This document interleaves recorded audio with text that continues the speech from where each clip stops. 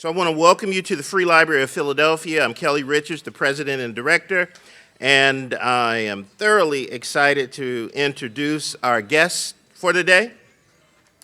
We have Stephen A. Smith, is the star of ESPN's #1 morning talk show, First Take. Yeah. And he is, that's right, go ahead. Give him some love.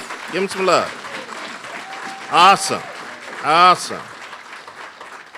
And he's one of the most popular and outspoken, can I say that again?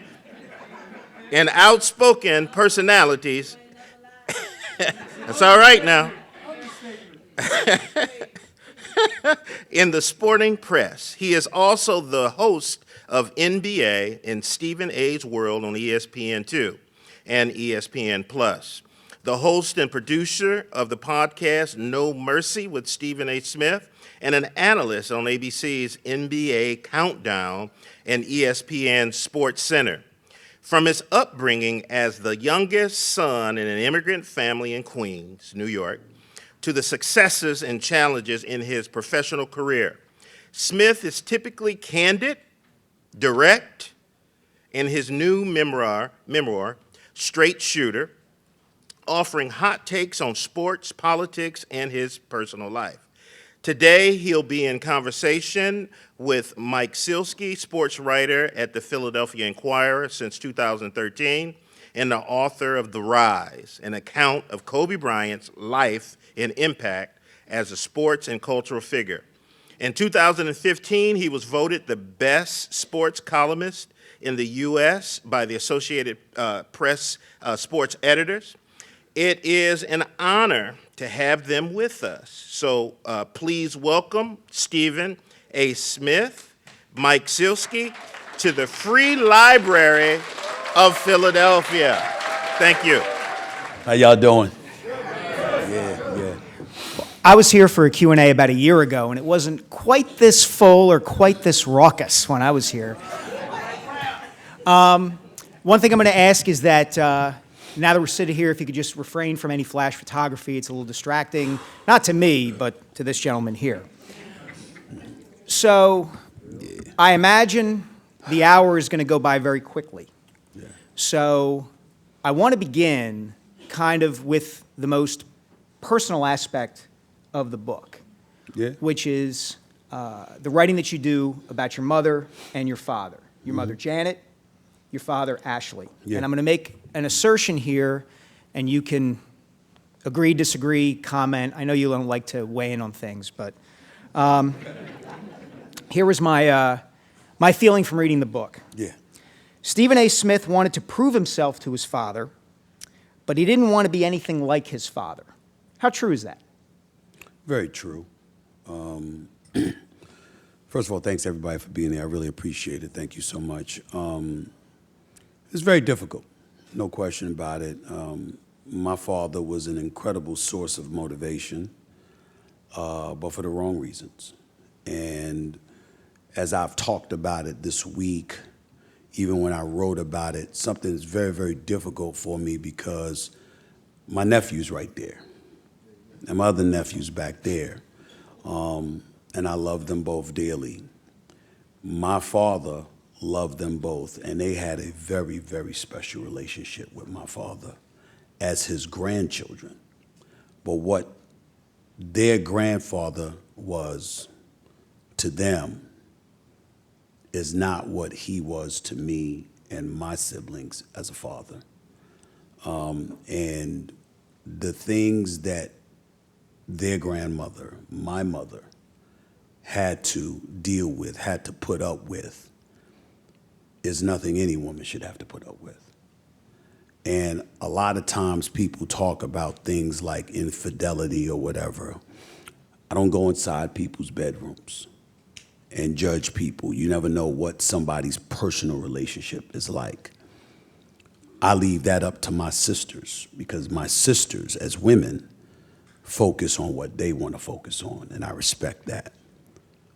As a man, I have a philosophy, and that is any young man out there, any old man out there, any middle-aged man out there, you have a responsibility to take care of the family you create. If you have a wife, you take care of her. If you have children, you take care of those children. And for my mother to have to work 16 hours a day, 7 days a week, for 20 plus years, with no more than 1 week's vacation, is something that I find, and I will always find, incredibly egregious. That is what I held against my father. My father's words to me when I got left back as a fourth grader, even though he said it to my mother and I overheard when he said, the boy just ain't smart, he's not gonna be anything.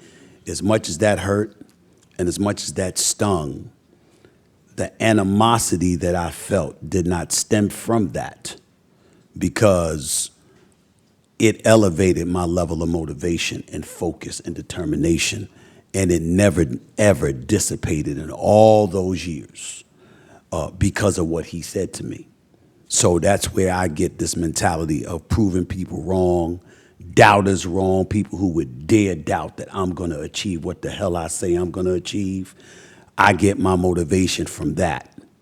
My animosity, my anger, whatever negative, hostile feelings that I had towards him was strictly because of what he put my mother through. You write a lot in the early portions of the book about particular moments that served as kind of turning points or motivation for you, whether it's, you get a failing grade in an electrical installation class. And there was one in particular that stood out to me. You got, much like Michael Jordan, or at least in the myth of Michael Jordan, you got cut from your high school basketball team. And that led you to kind of a mantra, I guess you'd say, and I'm quoting you from the book, that this became a kind of a guiding principle in your life. Before getting lost in the shuffle, toot your own horn. Explain that. I'm playing high school basketball, and I was not Michael Jordan, couldn't shine his shoes. Couldn't shine LeBron's shoes, couldn't shine Allen Iverson's shoes on my best day. I'm not trying to pretend that I was that dude. But could I ball? Yes. And if you weren't a high caliber collegiate or professional athlete, chances are you went up against me, I would whip your ass. The flip side to it, however, was that I'm balling all over the school and going to different high schools. I went to Thomas Edison, Jamaica. High school was right across the street. Hillside High School was right down the block. Van Buren was up the road, and I'm going to all of these schools and the parks where all of these dudes play. And I'm doing my thing too. And then tryouts came, and I finally decided my junior year to try, because I never tried out my freshman or sophomore year. And it was this guy on the team that I couldn't stand. I didn't like him as a person. He didn't like me. But he was on the team. And he was this light-skinned dude. His name was Franklin Williams. He was about 6'2", 6'3", about 210 pounds. And he could really ball, but he couldn't shoot like me. He wasn't fast as me. He just had a really big backside. He was a wide body, and he knew how to use it, And so I went into the tryouts looking forward to it, and everybody was looking forward to it as well. And what he did was he got one of his boys along with him to double team me. So they would shield me from getting the basketball, or even when I touched the basketball, it was two dudes on me, so I had to give it up. Because I had to do that, the coach was Harvey Stoller. That was his name. And he didn't know what the hell was going on. He didn't know me from a can of paint. So he was like, he's looking at the best players out there that are making noise, making a difference, and I wasn't one of them. And I got cut. And I was furious because I knew that I wasn't dealt a fair shake because of what Franklin had pulled off. So I walked around with animosity for months. And I told him, I said, every chance I get, I don't care how good you are, I said, every chance I get, excuse my language, I said, every chance I get, I said, I'm going to bust your ass, right? And so, smartly for him, when we played in the back of the school, he would never show. He didn't have to, because he was on the basketball team already. I wasn't. So you're on the varsity. You don't need to play. pick up basketball with somebody that didn't even make the team or whatever. But I was just on this mission. And I told everybody, and I made sure everybody spread the word of what he did to me, because it was my way of trying to call him out. And then cats that agreed with him, we would step outside in the back of the school to play ball, and I'd smoke all of them day after day after day. And I remember it was like a string. It was like a span of 6 consecutive months, 7 days a week, 6 consecutive months. I never failed to take less than 300 jump shots a day. And it got to a point where I was just in the park and I was closing my eyes and hitting 25, 30-foot jump shots. I was just ready. I wanted him so bad. And then the next semester came around, and it was a month before tryouts. And the coach, Harvey Stoller, who was teaching at John Bown High School, but he was coaching at Thomas Edison, he was in his office getting ready to conduct tryouts. A week before tryouts, I made a beeline to his office, and I said, "You don't know me. My name is Stephen Smith." I said, "I just want to take 2 minutes of your time. I want to make this team. I want to earn it."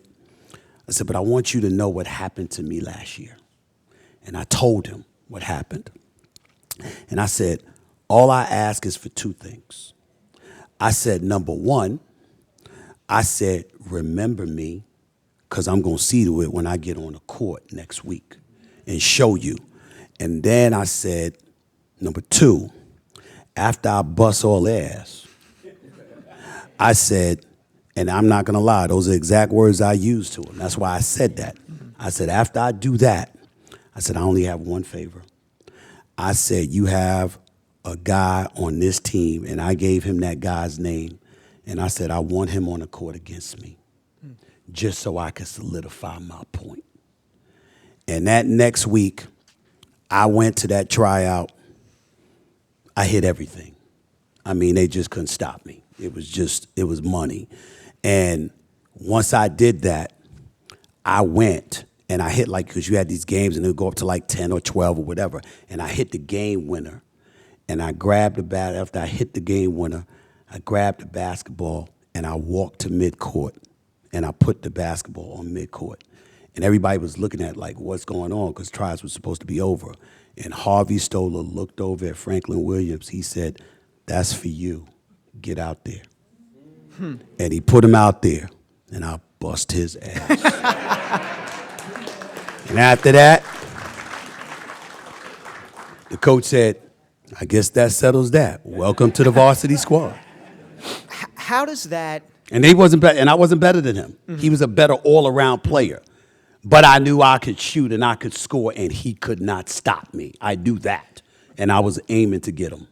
How does that approach, that competitiveness, manifest itself now in your career? Does it Every day. Every day. And in what ways? People lie on me all the time because I'm the kind of person that I'm kind of a storyteller. You have an individual in here who's one of the great, great columnists in the history of this city. His name is Elmer Smith. He's sitting right over there. You stand up, Elmer, please.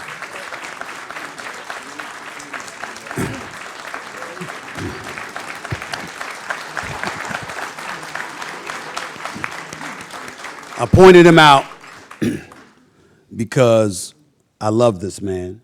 He has always been a friend and a mentor to me from the time that I arrived in this city. I was blessed and fortunate to have him, Mike Bruton, and the late, great Asa Moore, who was a Pulitzer Prize winner. They were my mentors.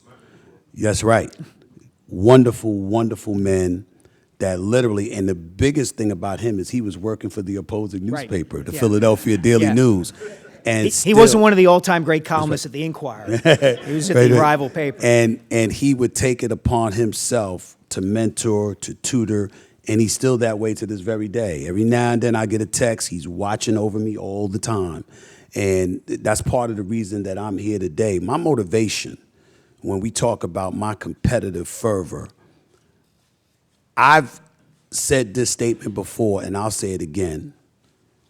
I believe I'm the best in the world at what I do.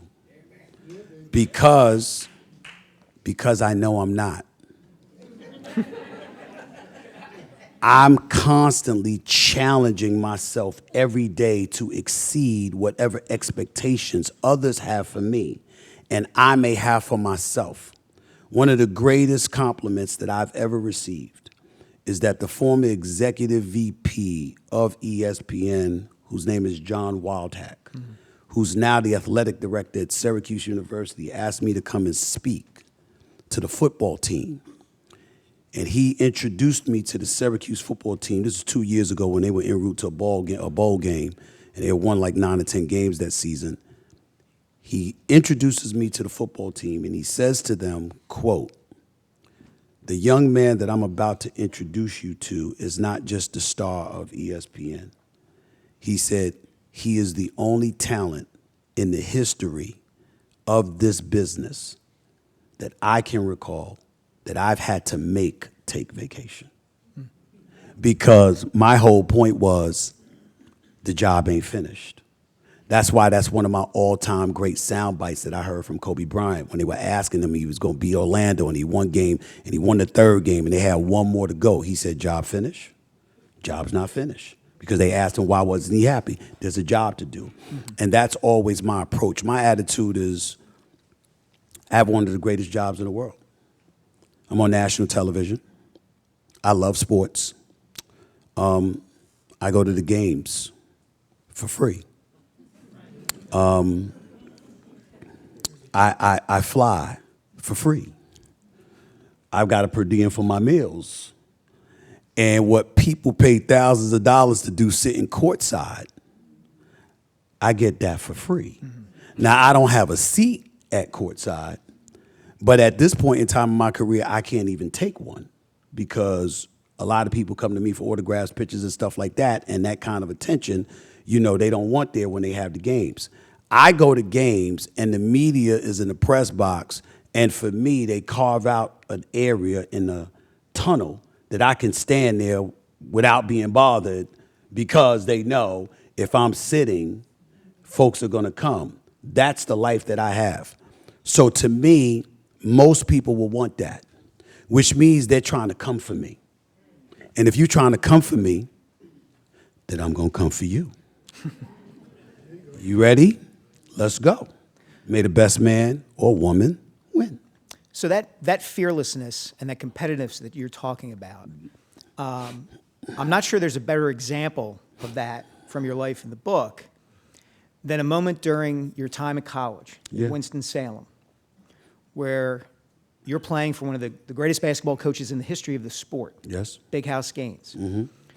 And you suffer a knee injury. Cracked kneecap in half. In 1989. Yes. And you start writing for the student newspaper. Yeah. And you write a column arguing that Big House Gaines should be fired? Retire. How did you do that? Yeah, that's an interesting one right there. By the way, shout out to my colleague Joe Giuliano from Philadelphia Inquirer. I love you, buddy. It's good to see you too, man. See some faces in here I haven't seen in years, so it's good. It's a good feeling. Got to tell you, Coach Gaines was sick. He was not healthy. And there had come points and times where he was literally coming to practice or to games with a patch over one of his eyes. I didn't know whether it was cerebral palsy or if it was something else. His children knew that. His family knew that better than me. And I don't want to speak out of turn to exactly what that illness was, but he was not healthy. And I got to a point where I was literally scared that he was going to drop dead while coaching a game. And I said to him, "Look, man, I plan on having a voice long after your career is over. I want to make sure you're here to enjoy it. I love you. I don't want something to happen to you. You kind of need to give this up. It's been almost 50 years, man." And he's like, "F you. I don't want to hear that," and told me he wasn't trying to hear it, wasn't trying to listen to it, anything like that. And then when he did that, I said, "Okay, well, you know I'm studying to be a journalist, and you know I'm writing for the school newspaper. I'm going to write this article on you. He said, yo, F you, man. Get the hell out of my office. And I said, don't say I didn't warn you. I said, now, if you tell me not to write it, I ain't going to write it. But if you tell me that you don't care, I'm going to write this. I'm going to write this article. And he said, I don't give a shit what you do. I said, no problem, fair enough. And I went and wrote it. And when I wrote it, oh my Lord, I was in Brown Hall dormitories. I was in Brown Hall, and it literally looked like a cemetery. I mean, you just saw dudes walking around. They looked at me, they just shook their head. You know, some of my teammates came into my room. I was in 211. My roommate was Mark Turner. It was Mark Turner. I had a crew of boys, my man Kevin Edwards and Boris Battle and Gary Stevens. I mean, I had all of these guys. Phil Hayes, Monte Ross, who's the assistant coach at Temple right now. You know, Monte wasn't there for this because he was, you know, he was away with his now wife. We knew she was going to be his wife long ago. You know, she'd come into town and we'd scatter like ants. You know what I mean? Like we didn't matter. She just looked at us like, y'all know what to do. Get the hell up out of here. I'm here now. You know, so we knew we didn't have any rights. We didn't see him. But when I wrote that article, they came in my room and they like, man, we just gonna pray for you, bro. You know, we don't know what the hell you were thinking. What were you thinking? And I was like, look, man, I'm studying to be a journalist. He told me it was all right. I told him to his face. He told me it was all right to write the column. The assistant coaches wanted me thrown off the team. The chancellor wanted me expelled. You know, he later denied that he didn't have any recall. I said, yeah, there's a lot of things you don't remember. You didn't remember when you were on a damn job, but that's a different subject for another day. So, you know, he said all of that, and it was like, hey, next thing I know, Coach Gaines shut everything down. He told everybody to shut up, fall back. He said he wants to be a journalist. He came to me. He looked me in my face. He told me what he felt. He told me why. And he said, if it's all right with you, Coach, I'm going to write this. He said, that's what you're supposed to do when you're aspiring to be what he's aspiring to be. Stand down, leave him alone. And that was that. So your career takes you from Winston-Salem. You end up at the New York Daily News for a while. You end up covering crime, news side. Homicide for 4 months because they had a Met Pro internship program, Los Angeles Times, New York Newsday. They had about 2,000 applicants. There were 24 finalists for the job. I ended up being one of those final 24. And when I was going to go and take that, the New York Daily News said, hold on a second. We want to keep you here because I was freelancer for them at the time. So we want to keep you here and hire you as a full-time high school reporter. Difference between freelancing and being a full-time job is I was going to have some benefits, you know, and a salary. So that was definitely a big deal in the media capital of the world. They said the only hiccup is that our department is defunct for the moment, but it will be restored come August. But from April to August, until then, we can hire you, but you got to cover homicide. And so I said, oh, damn. And Baptism by fire. That's right. And one of my stories was there was a guy that got pulled over on the Southern State Parkway because of a broken taillight. And the police pulled him over because of the busted taillight, opened the trunk, and found a dead body in there. Come to find out, this dude was a serial killer, had killed at least 17 people. One of the women he killed, he put her head in a golf course hole on the 7th hole of a golf course in New Jersey. And he sang like a bird when they pulled him over. And started telling the police where he was hiding bodies. And one of the bodies that he said that he killed, he put the woman's body near Kennedy Airport in Queens, New York. And if you know anything, I'm from Hollis, Queens. So to get to the airport, if you take a back road, you're like going down Murdoch and then down Linden Boulevard, and then you're taking this road through Baisley Boulevard and stuff like that before, you got to go around this winding road with trees taller than 6, 7 feet. You got to do all of these things. And that's where he threw the bodies. And so when he told the police that, I was the first reporter at the scene. Because you knew where to go. I knew where to go. Right. And once I knew where to go and they found the body, just the bones, obviously, I had to go knock on that door to get a quote from that person's mother. And I knew at that moment I would never be a news reporter again come August of 1993. I was like, I'm done with this business. But Yeah. once you've done that business, Yes. covering John Chaney Yes. or covering Allen Iverson Oh, God. suddenly Yes. might seem a little easier than it otherwise would. You could go on for hours about both of those men. Yes. What impact did covering the two of them and getting to know them the way that you did have on you and your career? One was a father figure, one was a brother.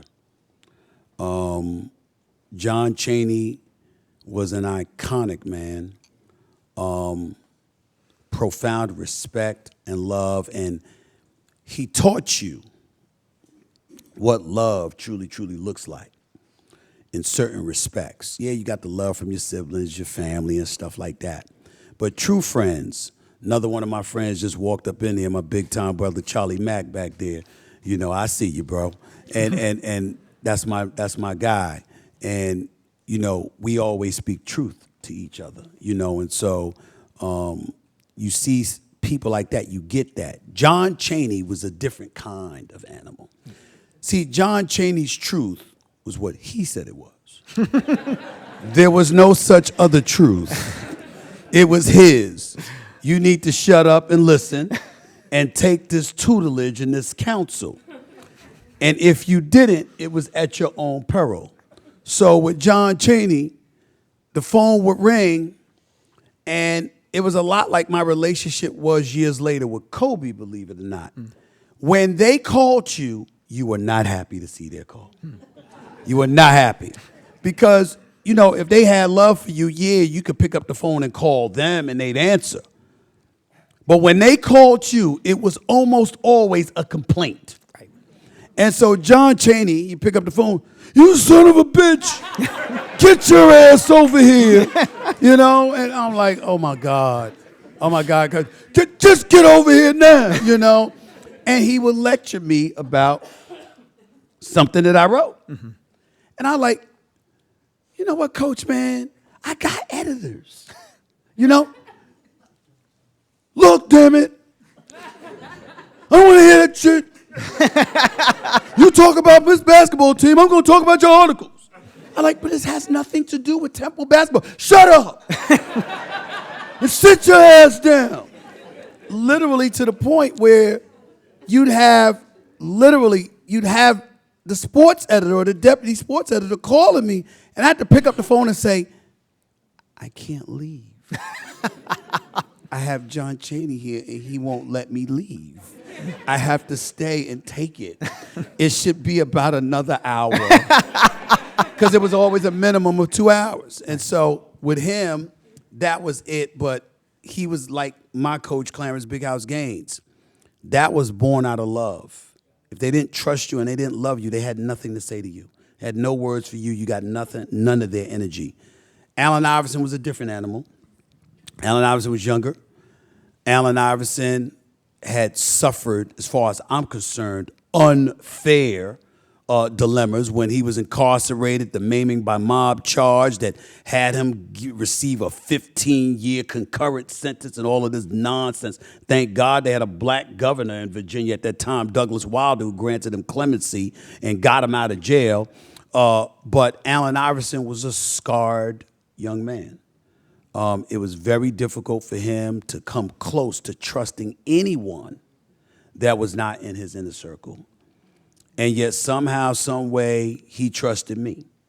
And even when we had falling outs, because one time we went 8 months without seeing each other, without speaking to each other. 8 months. He was so furious with me. He wouldn't talk to me, and I was pissed off at him for not appreciating what I left out of the damn stories. I retaliated. So it was like he didn't speak to me, I didn't speak to him. I had reporters coming up to me, man, you the beat writer for the 76ers. You can't go 8 months without talking to the superstar. And I would say, watch me. And so one of these times, it was two things that happened. Number one, his friend, Ra, people don't know who Ra is, but the infamous diatribe, practice, man, we talking about practice, that happened a few days after Ra was murdered. And that was, Alan loved him, loved him. And you know something? So did I. Because he was a street dude, you understand, was one of Allen Iverson's hanger-ons, but he was one of those people that touched the soul of Alan, that could get Alan to change his course of thinking from time to time and steer stuff in the right direction. He was a beautiful young brother. And when Allen Iverson and I didn't talk for 8 months, he was the one that got us together. It was a nightclub right there on Spring Garden. I think it was like Spring Garden and like 11th Street, something like that. I forgot the name of the club. I showed up in that bad boy 2:30 in the morning by myself because Rod told me, be here at 2:30. And Allen walked over with attitude and he said, y'all need to stop this. He said, both of y'all are good brothers. Y'all know one another. Y'all know what cloth y'all made of. Stop this.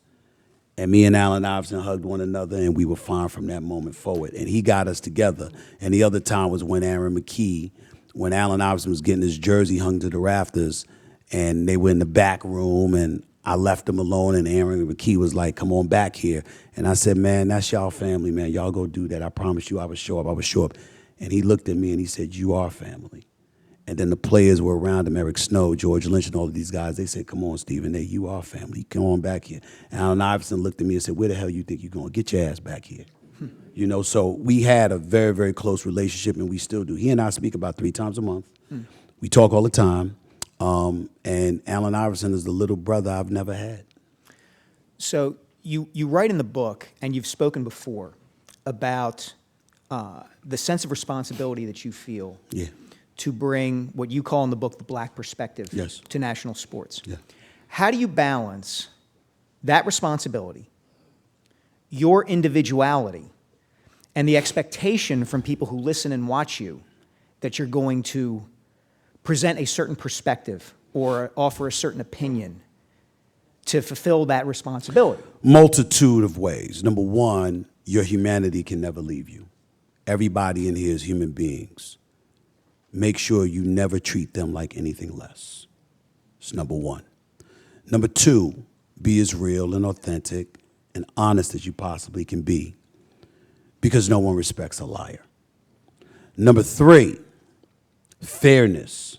Make sure that is your primary objective, because you can always lean on that in the end, no matter how adverse circumstances may appear from time to time.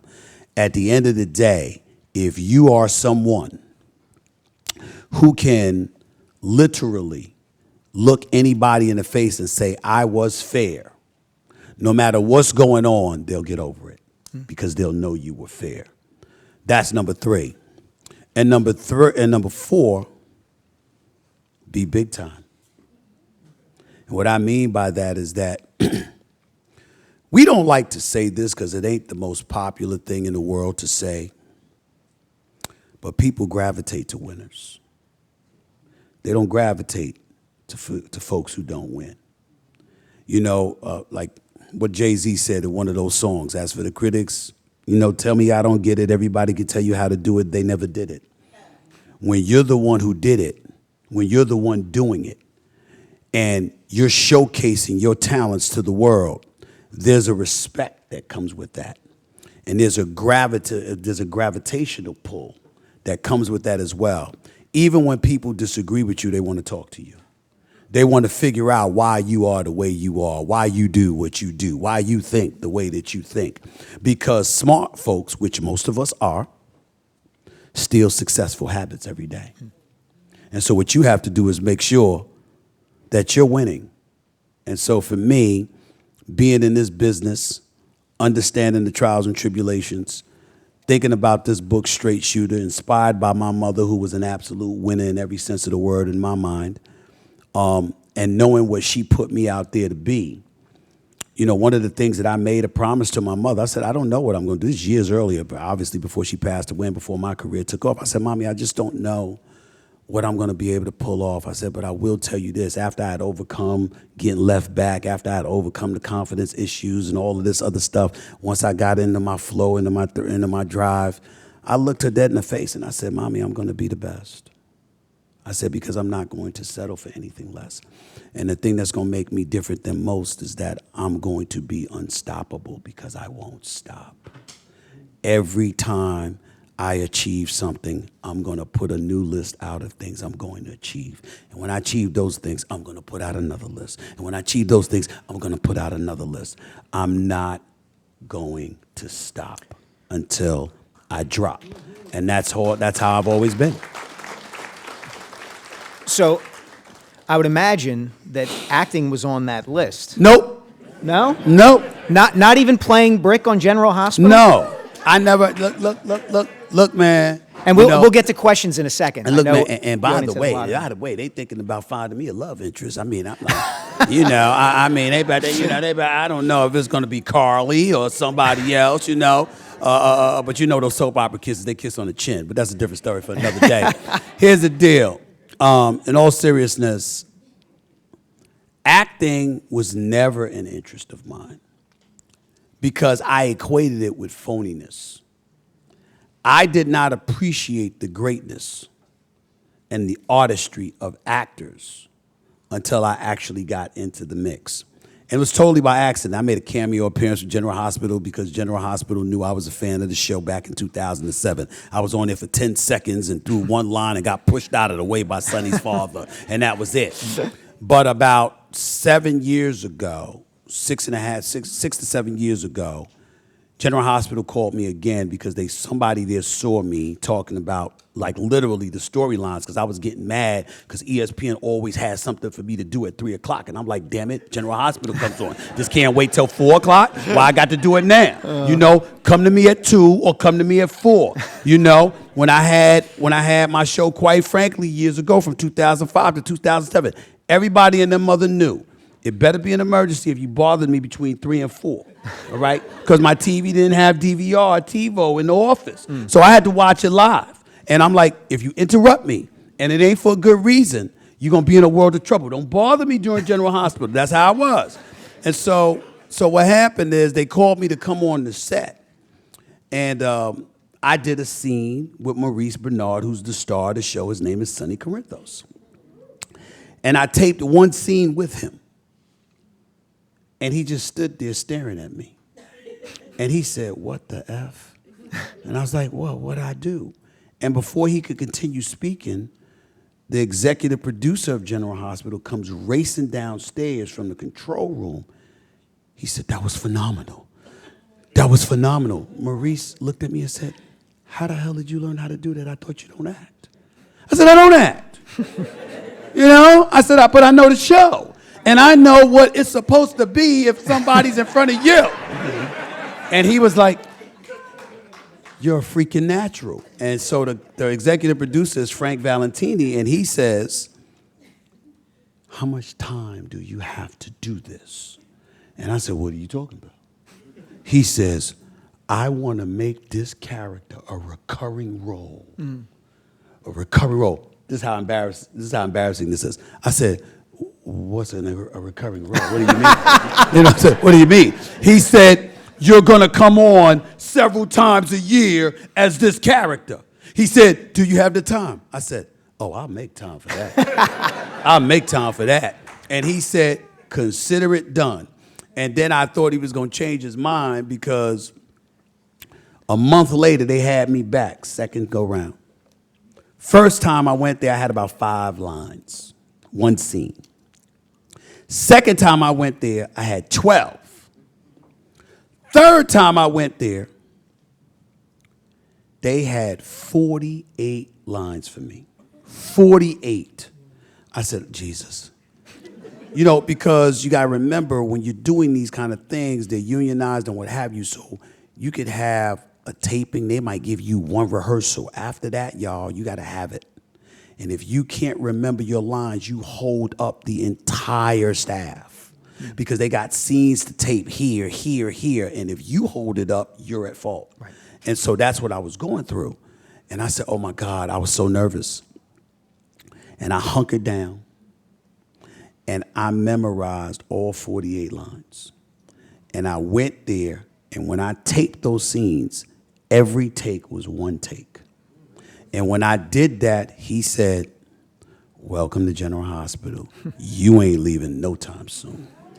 And I was like, thank you very much. And it wasn't until last year that I had a scene where I forgot my damn lines for about, it was one scene last year. I couldn't, because I was covering the NBA Finals, and I raced from the NBA Finals to go there to do it. And I had to do a scene over 6 times. I was so disgusted with myself, I actually broke my knuckle because I punched a punching bag that was there, but the bag had bricks in it, and I didn't know. And I punched it and cracked my knuckle and had to get operated on at the hospital for special surgery in New York. All because I was so furious that I had forgot my damn lines. Explains why they called your character Brick. So we haven't touched on a number of topics that I'm sure the audience would like to ask about. You know, we didn't mention Skip Bayless. We didn't mention the Eagles-Giants game. We didn't mention Rihanna. How you doing, Stephen A? Yes, sir. How are you? My name is Johnny White. I mentor young men. This is not a question that I have for you. If you had to go back and give yourself some advice, your younger self some advice, what is 3 things? Because you're successful now, and obviously you connected some dots to get there. But is there 3 things that you would tell your younger self? 1, cherish the hardships. It makes you better. It is much better to be prepared and when an opportunity arrives later on than to be ill-prepared when it arrives early. Number 2, be mindful of the company you keep. Because anchors in your life can compromise your dreams. There is no way around that. And number 3, fully believe in this. When you work hard, when you're focused, and you want something badly for you, and you're determined to do things the right way, don't ever think there's no one out there willing to extend a helping hand. There is always somebody who wants to help folks who want to help themselves. I'm looking forward to reading your book. Thank you. And that cast of characters you have, y'all hilarious. Yes. But the statement I want to make is, my wife don't have a clue about any sports, but she makes me DVR First Take every day because she find y'all entertaining. I find y'all informative because I'm a sports guy. But I want you to know, man, that God has something bigger than First Take for you. Thank you. I moved to Philly about 40 years ago, and I don't recall how long ago or how or when I first ran into your writings, but I just want to thank you for everything you've done with journalism. Thank you. I have a Colin Kaepernick question. Yes, sir. Something that took a lot of guts on your part. About 5-6 years ago, I heard you go ballistic on the air when you found out that Kaepernick didn't vote.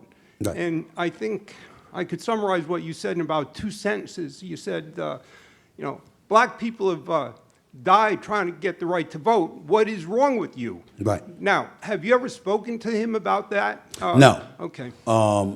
His girlfriend, who's not a mother of his child, God bless them both, usually did most of the speaking for him. She called me, and she ultimately met with me. And I told her the same thing over the phone that I told her to her face, which is what you just echoed. I didn't stutter, I didn't back up. To each his own. I'm a live and let live kind of person. But my belief as a black man is that considering what our ancestors fought to earn the right for us to do, knowing that the ultimate conduit for change is making sure that you can reposition people that are in those seats of higher power to getting them the hell up out of there. I don't believe that people should avoid voting. But if you avoid voting, that's your prerogative. Just don't come to us talking about how change needs to be made when you ain't doing anything about it. And when you're not talking, and when you're talking about not voting, then to me, don't talk about change, because all you're doing is talking and wasting my time.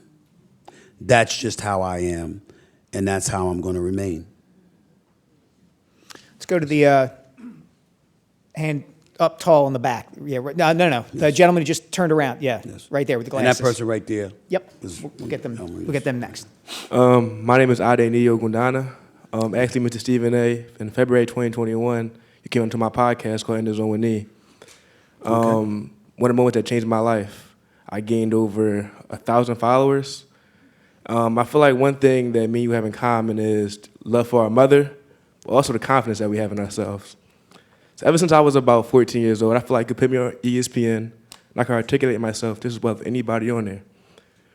But after you came on, I had some other interviews, but through the years, I've been losing followers, haven't begun to see amount of engagement, and just ultimately losing confidence, not in myself, but in my podcast. So what advice would you give me? Well, first of all, have that confidence. Don't lose it. But just be very, very careful about how you articulate it and who you articulate it to. Because you have to remember, you want you to succeed. Loved ones want you to succeed. Others might want you to succeed, but not everybody. You always got people that want to serve as impediments to your progress. So you got to be very, very careful about verbalizing your belief in you, because some people might want to bring you down. I lost my job at ESPN in 2009, in large part because people had this insatiable appetite to humble me. It wasn't because I didn't do the job. It wasn't because I wasn't productive. It's because they had an ulterior motive. They're no longer there, but that was what they did, and it almost ruined my career. So pay attention to that. Number two, define what your worth is. You're young enough to overcome any obstacle that you're facing right now. Don't get discouraged, but pay attention. One of the things that I made a huge mistake in doing was that I was addicted to, they're screaming my name, they're yelling my name, I'm here in public, I'm on billboards, I'm on the side of bus stops and all of this other stuff.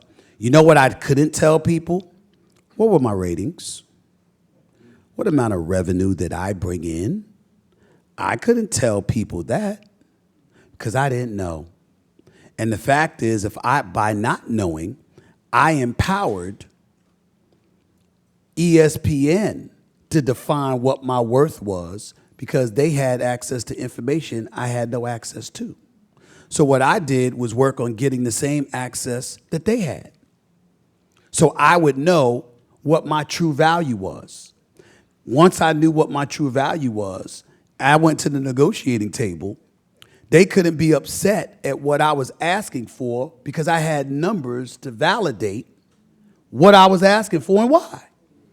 And as a result, that became a business conversation and it eradicated the personal. Because if I'm talking your language to negotiate for myself on my behalf, then guess what? You have to pay attention to the fact that I had access to these numbers. And so all of those things, you're very young. And so what I just gave to you is for later, but what's for now is making sure you understand why. It's not about what you want to do or what you want to say. It's about what your audience wants. Feed them. That's how you feed yourself. Research, do your homework, find out what is liked about you, what is disliked about you, and go from there. It doesn't matter whether you're succeeding right now because you're young. But in the very near future, you're going to be armed and dangerous because you've got intel to buffer you and sustain you for the long term. You're after the marathon win, not the sprint. Remember that. Thank you. Stephen, for me, one of the greatest things you ever wrote was your resignation letter from the Inquirer. Because you were very gracious to the Inquirer. You gave them credit for helping to start your career, et cetera. But you had been through hell at the Inquirer during that time. They accused you of abandoning your job. I want to talk just a little bit about how you got through all of that and then came to the gracious conclusion to leave them the right way. Well, first of all, thanks to you and so many of my colleagues, I was smart enough to recognize that there was no win in evening scores. Yeah, that might feel good in a moment, but one of the most immature things you can do, particularly when you're in our business, is publicize who you have an axe to grind with. It serves no purpose, it's counterproductive, and more importantly, it puts everybody else under a certain microscope. Because when you conduct yourself a certain way, the higher-ups don't just see your actions. They assume and anticipate that others who follow you will conduct themselves in the same fashion. But when you conduct yourself with class and dignity and professional decorum, there's a ray of hope that others will follow suit. And as a result, sometimes they won't be as dogged, the establishment won't be as dogged in trying to really, really put the nail in your proverbial coffin. That's one thing. Number two, I won my arbitration case. Let's not forget that. All I wanted, and I have to be somewhat careful because I reached an agreement, I won arbitration, and I can't give too many details, but all I would tell you is all I ever wanted was a severance package. The Inquirer had every right to want to move on from me. The reason why is that at that particular juncture in time, back in 2010, 2011, what people have to understand is that I had a national television show. I was on national television all the time with NBA stuff. Plus, I had a radio show in New York. So I was never in Philly anymore. It made perfect sense. It was entirely reasonable for them to go in another direction. My issue was you were giving out severance packages to people, but the person that was producing for 17 years, you didn't want to give a severance package to. And the person will remain nameless, but when I confronted them, they literally looked me in my face and said, "You've earned enough money." Now, I'm a black man. I know what that meant. They weren't talking about the Philadelphia Inquirer. They were talking about what I did on television. And they were trying to say, this is the money, you should be lucky and grateful you got that, thereby ignoring my contribution to the Inquirer. I was not having that. That's when arbitration happened. I won. I came back. And that was why it was easy for me to be gracious, because they were going to look for anything to try and let me go, which I knew, and I didn't care because I was on my way out the door anyway. All I wanted to do was win the arbitration case to show that I was unjustly let go. I won it, they had to bring me back, and once that happened, I was fine moving on because I had too many wonderful years, too many wonderful people that I worked with and for, and I have these relationships. Some of them are here today. You know, my former deputy sports editor is over there. I see you. I see everybody, you know. So I got everybody going on, and it's like, it's a big, big deal to me to make sure. I love for people to know I didn't forget them. All right. Because I never do. Rumor going around that if the Eagles, God forbid, get struck by lightning and start losing to the Giants, that the fans will have a negative effect on the rest of the Eagles' play.